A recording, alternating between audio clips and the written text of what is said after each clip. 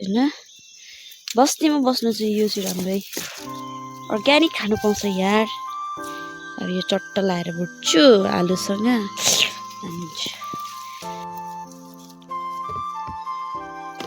यो बाहिर आएको चाहिँ टिपिदिइहाल्नुपर्छ किनभने कुखुराले सब खोर्सिन्छ नि त कस्तो छ हाम्रो ल्याऊ कस्तो मजाले जाँदैछ र यहाँ भित्रहरू कस्तो मजा गराएर छ सो भित्र गएको चाहिँ हामी टिप्दैनौँ होइन बाहिर आएको चाहिँ छिपिदिइहाल्छु यहाँ माथि पनि जाँदैछ माथि पुगेछु सो यहाँतिर हेर्नु त कस्तो मजाको थियो मुन्टा चाहिँ मैले अघि टिपिदिइहालेँ किनभने बाहिर आएको सब कुखुराले हान्छ नि त यो हो फर्सी कस्तो दामी उम्रिरहेछ न यो फुक्कोवाला पहिलो खालको फर्सी हो यो माथि पनि छ माथि पनि छ तल पनि छ सो गाइस यो हो मेरो मामा र आमा र मेरो गार्डन सब्जी खाने गार्डन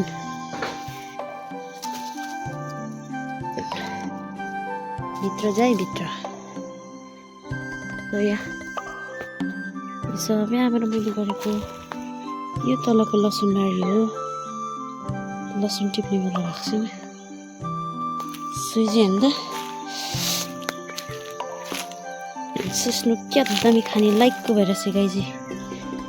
मुन्टा हेर यति बेसी छ एक छाक मजाले हुन्छ सो यो हो हाम्रो अर्ग्यानिक ओके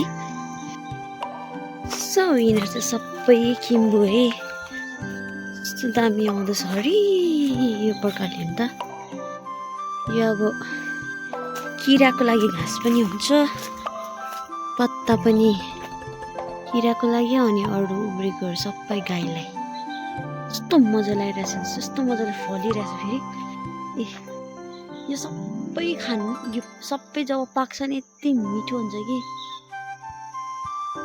ब्ल्याकबेरी भन्छ होइन किम्बोले त या ब्ल्याकबेरी भन्छ यस्तो बेसी फलिरहेछ हेर्दा खानुपर्छ पाकेको बेलामा यो सबै किम्बु हो यहाँ देखाएको तलसम्म किम्बु हो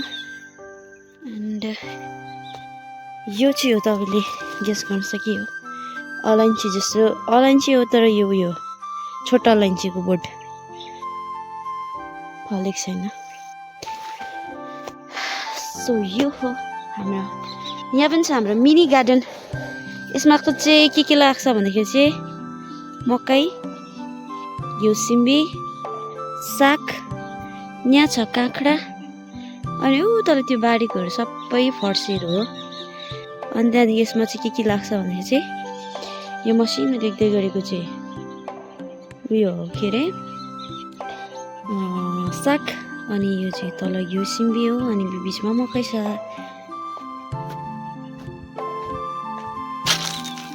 सो आज गाईले चाहिँ बाहिर बाँधेको छ है यो चाहिँ हाम्रो गोरु हो है ट्र्याक्टर हरिया हरिया देख रहा है अब यहाँ चाहिँ छ कसको मुन्टा टिपेर चाहिँ अब म चाहिँ यहाँ चाहिँ धनियाँ लाने धनियाँ यस्तो मजाले आएको छ नि त गाइस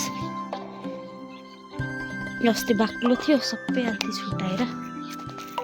छुट्टाएर चाहिँ खाइसक्यो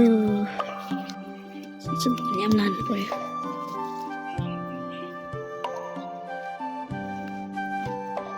अर्ग्यानिक धनियाँ देख्यो गाइस कति हरियो देखिरहेछ है सबै यो पत्ताहरू यस्तो यो किम्बुको पत्ताहरू पलाउँदैन यस्तो दामी देख्छ कि हेर्नु न वाह यो ठुलो डाँडा अस्ति हामीले भनेको यो सक्यो होइन अनि यहाँ छ मेरो महाशयहरू हेलो एभ्रिवान ल आज ल ल अच्छा अझै कता घाँस छ ओहो हो पोथी नै मात्रै 20वटा रहेछ मैले गन्दाखेरि के होइन आलुसँग बनाउँछ अब होइन सो मैले चाहिँ मेरो फेस किन नदेखाएको भन्दाखेरि चाहिँ तपाईँहरूलाई सिर्फ अब कस्तो छ यहाँको के हुँदैछ भनेर मात्रै देखाउँछ है अनि अब यहाँ गयो होइन यो मेरो कुखुराहरू भयो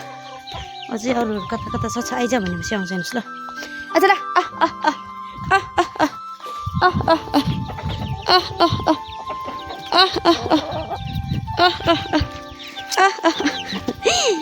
कहाँ गयो अरूहरू आउँदैछ हेर्नु त सो यो हो हाम्रो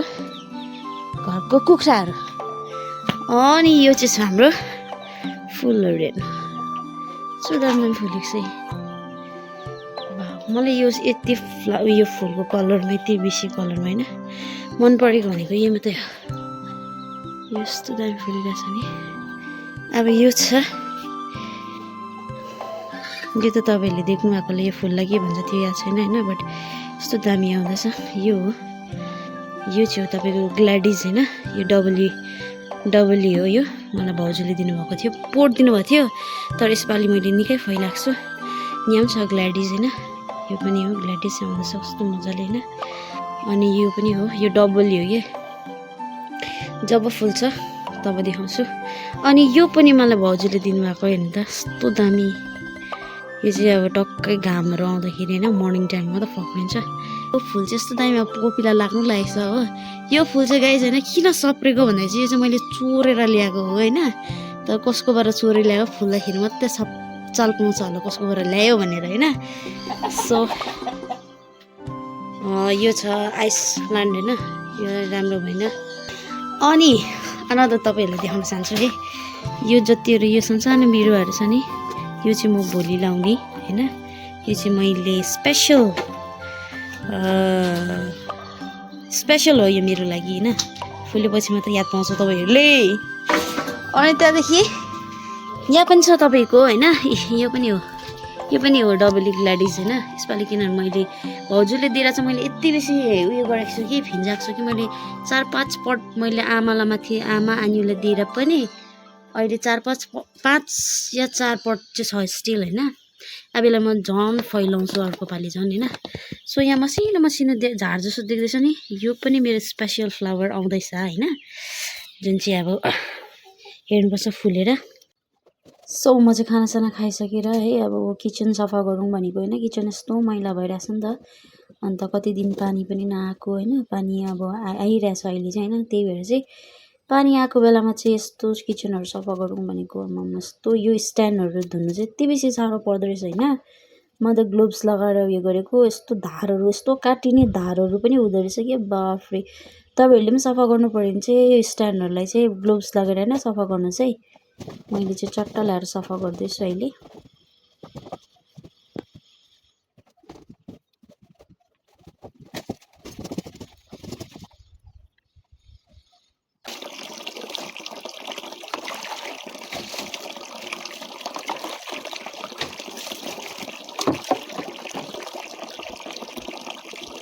भन्ने गर्छन् है घरको काम चाहिँ कहिले पनि सक्दैन अरे होइन घरको सिङ्गरहरू चाहिँ कहिले सक्दैन भनेर भन्छन् त मेरो आमाले